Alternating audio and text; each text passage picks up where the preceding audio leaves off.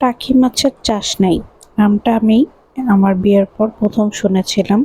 রান্নার ধরনটা অনেকটা ভিন্ন। তো আমার শাশুড়ি মা কিভাবে রান্না করে সেটাই আপনাদের সাথে শেয়ার করছি।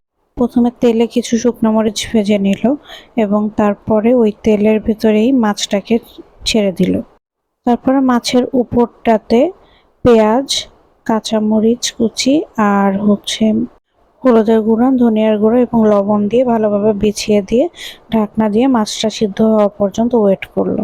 মাছটা সিদ্ধ হয়ে যাওয়ার পরে মা আস্তে করে মাছের ভিতরে বড় কাঁটাটাকে ভেঙে দিল এবং মাছটাকে পেঁয়াজের সাথে খুব ভালোভাবে মিশিয়ে দিয়ে ওই যে শুকনো মরিচটা ভেজে রেখেছিল সেটাকে ভালোভাবে ডলে সেটা মাছের সাথে মিশিয়ে একদম ভাজা ভাজা ঝুরা ঝুরা করতে হবে।